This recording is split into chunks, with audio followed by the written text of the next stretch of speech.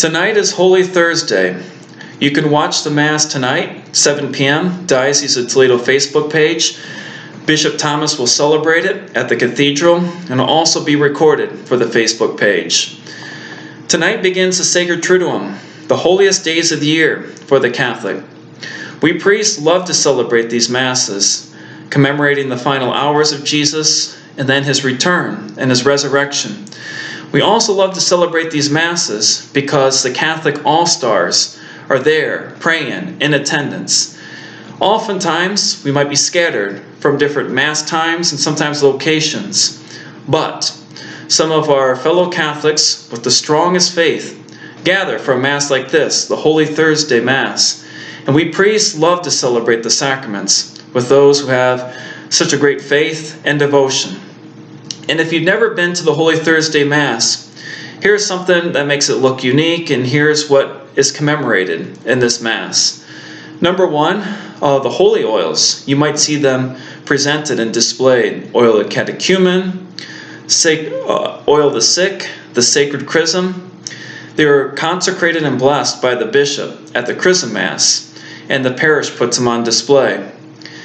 Also commemorated is Jesus' humble service of washing the feet of the apostles, and 2 sacraments were instituted on the night of the Last Supper, and that's the institution of the priesthood and also Holy Communion. So we commemorate that.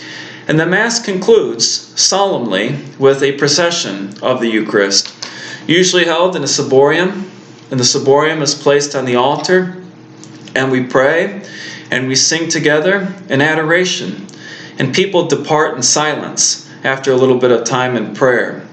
So that's the Holy Thursday Mass.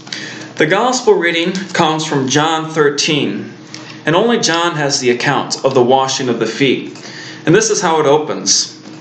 Before the feast of Passover, Jesus knew that his hour had come to pass from this world to the Father. He loved his own who were in the world, and he loved them to the end. He rose from supper and took off his outer garments. He took a towel and tied it around his waist. Then he poured water into a basin and began to wash the disciples' feet and dry them with the towel around his waist. This is what we hear. Jesus in his last hours, this was not just a form of charity or service or good deed. When he got down on the ground to wash the apostles' feet, he was given them, in his last hours, his inheritance. And the initial response of Peter, we remember, "Lord, you will never wash my feet." Maybe it was humility, maybe it was false humility, but let this be a lesson. Those who might be inclined to serve others, sometimes they have a hard time being served themselves. And this was Jesus' response to Peter's initial rejection of the washing. "Unless I wash you, you will have no inheritance with me." There are 2 ways that Jesus passed along his inheritance in his last hours. And this is what people do when they know that they're going to die. You heard of the last will and testament, and also in the Old Testament, remember the patriarchs like Isaac passing along a blessing in his last hours, and also King David passing along a blessing. This is Jesus passing along his inheritance, and he did so in 2 ways. The first way that we commemorate here is the washing of the feet. And the lesson is, Jesus is saying to his apostles, sit down.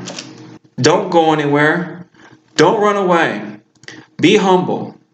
Let me come to you and let me serve you. And if you allow it, I will take care of you. In that service, it was not just about a washing.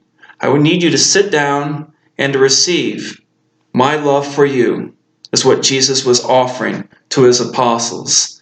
That's the inheritance. And he said, do not resist. So that's one way he passed it along.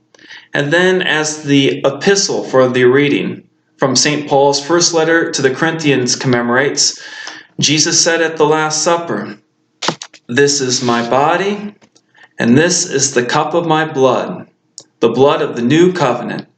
Take this and do this in remembrance of me." Jesus was on his way. the night of the Last Supper, to make his sacrifice. But before he allowed them to take away his body, he passed along his inheritance. They could not take that from him. He passed along his inheritance to the apostles. And these apostles, who became his priests, would pass that along to the next generation. And we Catholic priests are of that very same line. What we pass along in the sacrament of Holy Eucharist and the love of Christ is what Jesus gave on the Last Supper. We are separated from it physically this year as a community, but it will return again, the inheritance that we can receive together. It will return again, the inheritance of his love, the inheritance of his body and blood that he gave in his final hours in his Last Supper.